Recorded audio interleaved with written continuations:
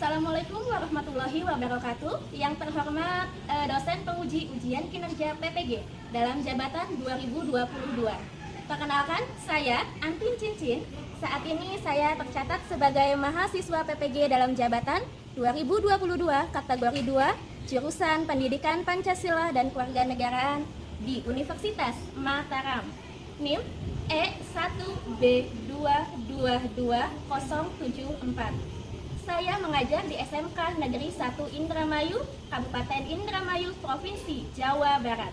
Hari ini, Selasa 13 Desember 2022, saya akan melaksanakan kegiatan praktik mengajar dalam rangka penilaian kinerja di kelas 10 dengan materi fungsi dan kewenangan lembaga-lembaga negara menurut Undang-Undang Dasar Negara Republik Indonesia tahun 1945.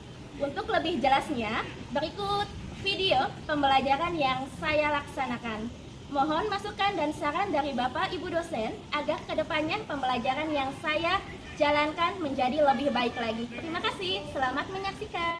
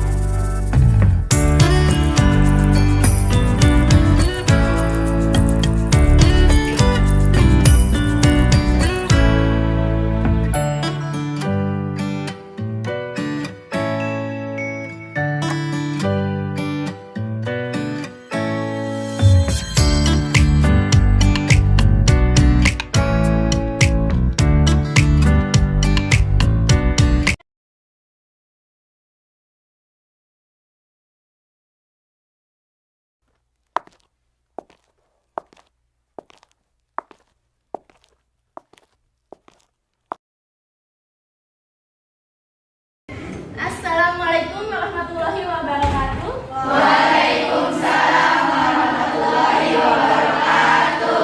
Selamat pagi anak-anak. Pagi. Apa kabar hari ini? Alhamdulillah luar biasa. Allahu Akbar. Ya, alhamdulillah hari ini kita dapat bertemu kembali di sini dalam keadaan sehat walafiat. Oke, seperti biasa sebelum belajar kita berdoa dulu. Silakan kepada kedua kelas untuk dipimpin berdoa. Sebelum belajar, ada baiknya kita membaca doa di dalam hati. Mulai.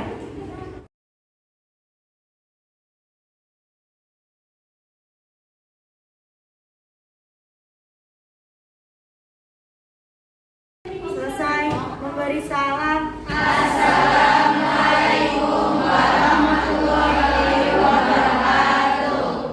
Waalaikumsalam warahmatullahi wabarakatuh. Silakan anak-anak bajunya dirapikan dulu. Ya, dan dicek di bawah meja kamu. Jika ada sampah, silakan dibuang dulu ke tempat yang telah disediakan. Tidak ada, Ibu. Kelasnya sudah bersih semua. Bersih. Hari ini siap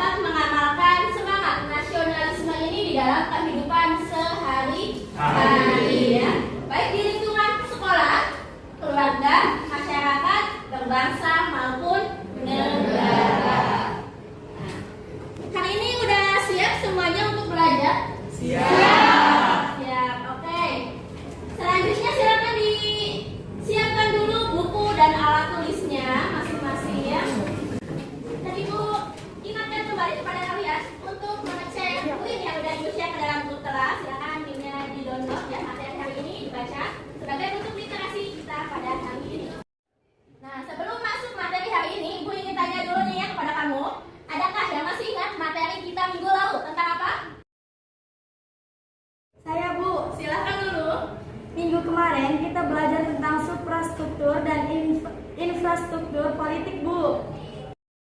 Betul sekali ya, minggu lalu kita sudah belajar infrastruktur dan juga suprastruktur politik. Nah, menurut kamu apa sih yang dinamakan dengan suprastruktur politik? Ada yang tahu? Saya, Bu. Silakan Cindy. Menurut saya, suprastruktur politik adalah semua lembaga negara yang dibuat oleh negara untuk melakukan tugas kekuasaan negara. Oke, ada yang lain? Saya, Bu. Silakan dia. Kalau menurut saya, suprastruktur politik itu semua lembaga negara yang menjalankan fungsi legislatif, eksekutif, dan yudikatif, misalnya presiden dan DPR. Oke, betul sekali. Tepuk tangan semuanya untuk dia.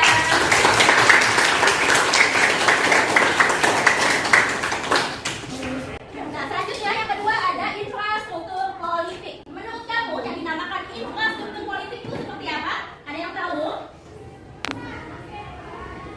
Saya, Bu. Silakan Mega. Infrastruktur politik adalah kelompok politik yang masyarakat yang turut berpartisipasi secara aktif dalam kebijakan negara, contohnya partai politik.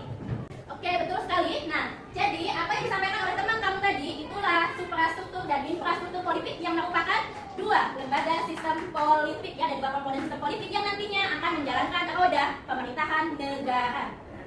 Coba perhatikan di sini anak-anak. Nah, di sini ada gambar gedung apa?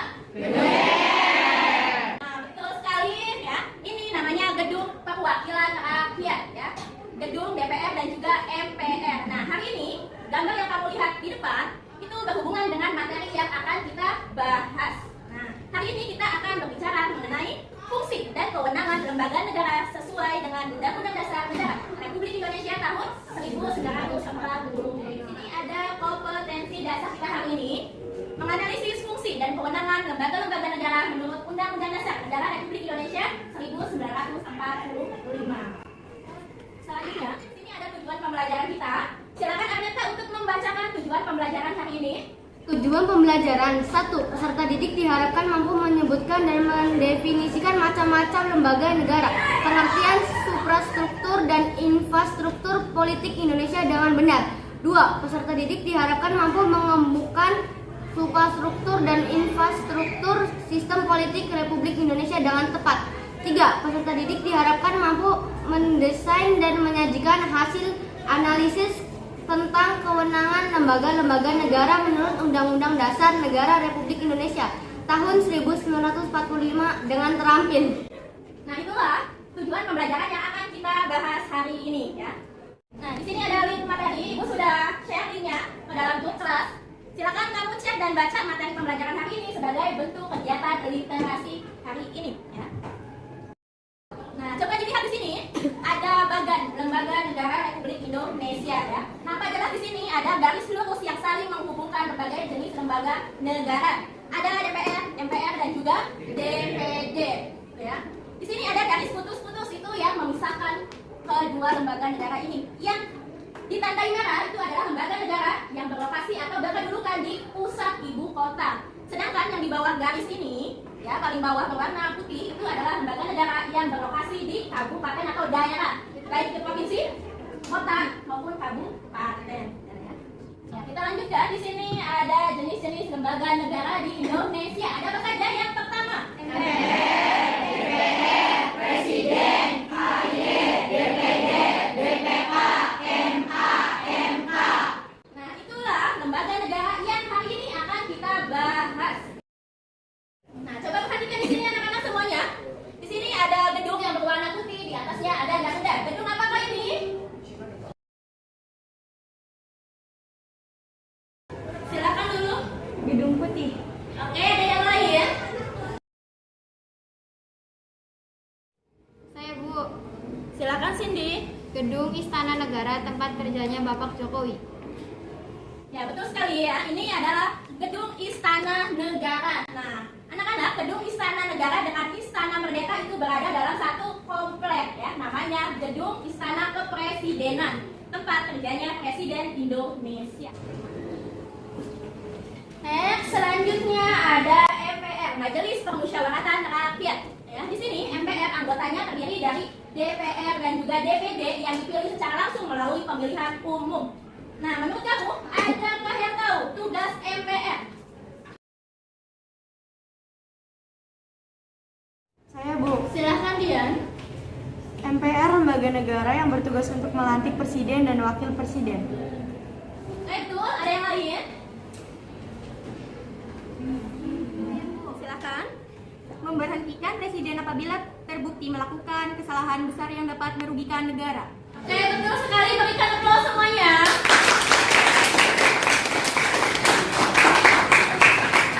Di sini semuanya, adakah yang kenal dengan Bapak kita ini? Siapa? Bapak Presiden. Nah, betul. Beliau adalah Bapak Presiden kita yang ke-7 ya, Bapak Joko Widodo. Nah, berdasarkan Undang-Undang Dasar 45 Pasal 4 Ayat 1, Presiden memegang kekuasaan pemerintahan. Nah, menurut kamu apa saja tugas seorang presiden? Ada yang tahu? Saya, Bu. Silakan dulu. Sebagai kepala negara. Oke, betul. Ada yang lain? Silakan Cindy. Mengangkat dan memberhentikan menteri negara. Oke, betul sekali. Berikan aplaus semuanya. Nah, itulah tugas seorang presiden ya yang telah disampaikan oleh teman kamu tadi. Kita lanjutkan. Nah, di sini ada Mahkamah Konstitusi, Mahkamah Agung, Komisi Yudisial dan juga BPK. Di mana Mahkamah Konstitusi ini adalah sebagai lembaga negara. Adakah yang tahu tugas Mahkamah Konstitusi?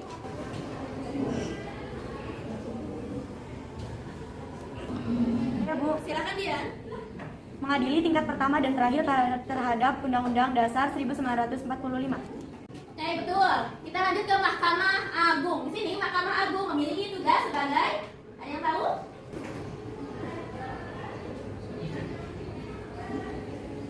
Saya, Bu. Silakan megang. Mengadili pada tingkat terakhir melalui putusan kasasi. Oke, betul sekali ya. Jadi, di sini Mahkamah Konstitusi dan Mahkamah Agung itu salah satu lembaga negara peradilan yang bertugas untuk mengadili ya setiap perkara baik di tingkat pertama sampai terakhir. Kita lanjut, ada BPK. BPK ini sebagai lembaga negara yang bertugas dan bertanggung jawab penuh atas pengelolaan keuangan negara. Terakhir ada Komisi Yudisial. Ya.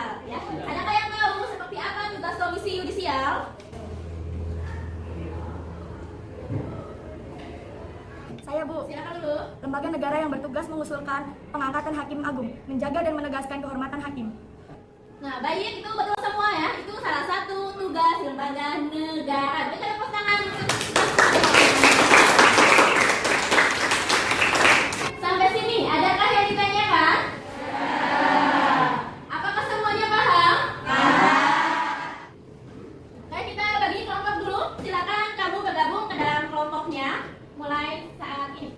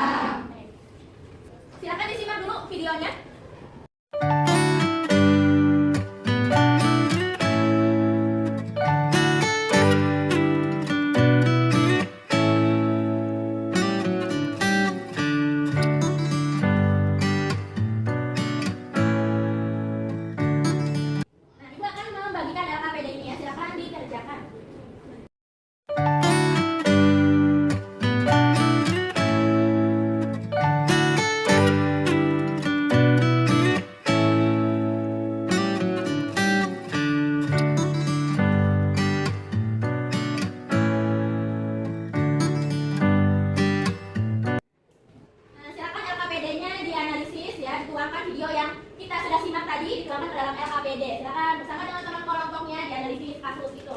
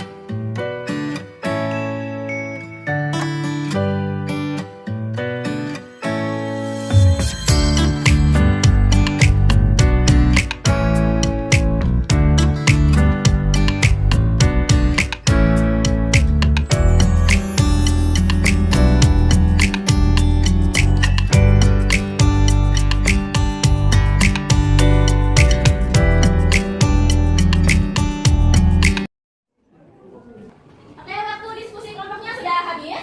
Silakan bagi kelompok yang sudah siap untuk mempresentasikan hasil analisisnya ke depan. Adakah yang sudah siap? Silakan untuk kelompok kepala banteng dipersilakan ke depan.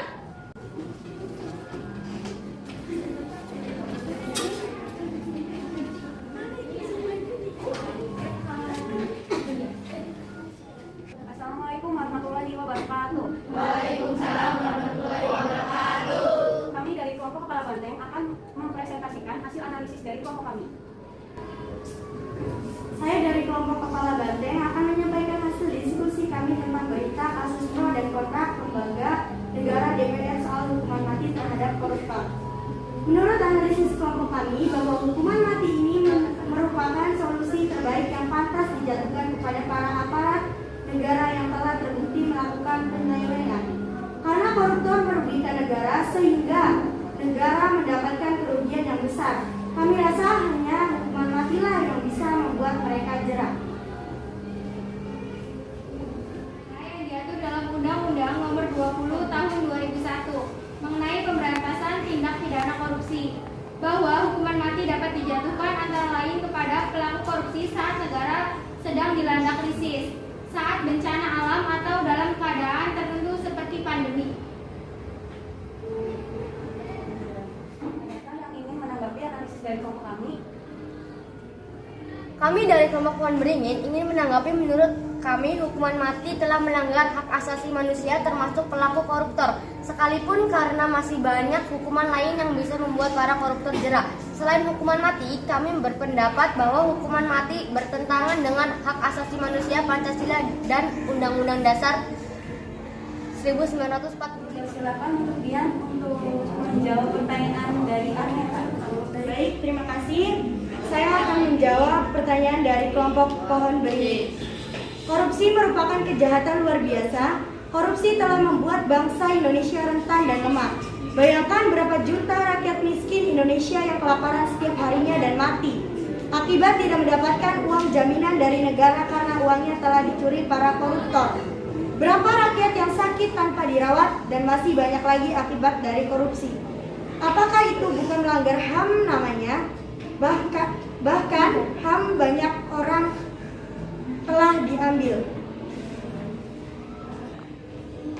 Kami dari kelompok Kepala Banteng berpendapat hukuman terhadap koruptor tidak melanggar HAM.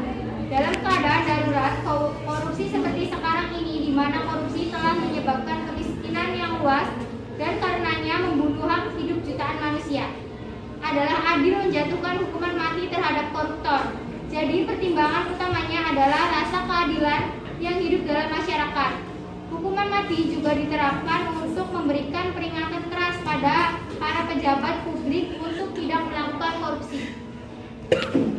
Baiklah, sekian presentasi analisis dari kami. Kurang lebihnya mohon maaf. Billahi taufiq wal hidayah. Wassalamualaikum warahmatullahi wabarakatuh. Waalaikumsalam warahmatullahi wabarakatuh. Berikan aplaus semuanya untuk kelompok yang sudah. Presentasi ke depan sudah bagus ya. Hasil presentasinya luar biasa. Nah, sampai sini apakah kalian sudah paham? Paham. Nah, sebelum mengakhiri pertemuan hari ini, adakah yang mau menyimpulkan materi yang sudah kita bahas tadi? Siapa? Saya Bu. Silakan Cindy. Lembaga negara Indonesia ada 8 yang meliputi MPR, Presiden, DPR, DPD, MA, MK, BPK, dan Komisi Yudisial, di mana setiap lembaga negara tersebut memiliki kewenangan masing-masing untuk menjalankan sistem pemerintahan negara. Oke, Ibu ingin mengetahui seberapa paham kamu terkait materi yang sudah kita bahas tadi, ya? Ibu sudah men-share suatu link puisi sebagai bentuk evaluasi kita hari ini. Silakan diisi dulu puisinya, bisa diklik link yang sudah Ibu kirimkan ke dalam grup kelas. Ya, silakan. Dikerjakan.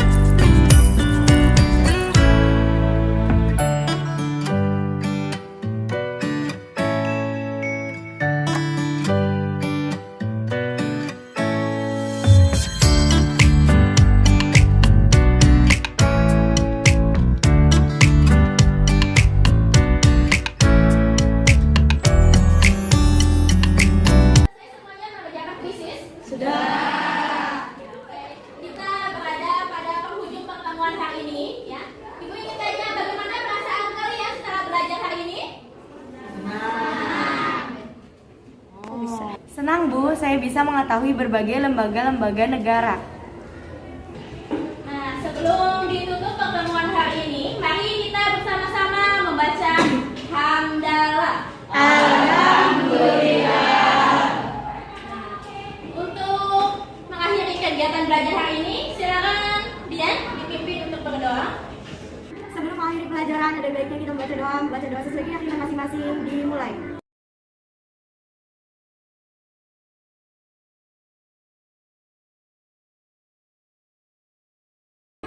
Selesai memberi salam.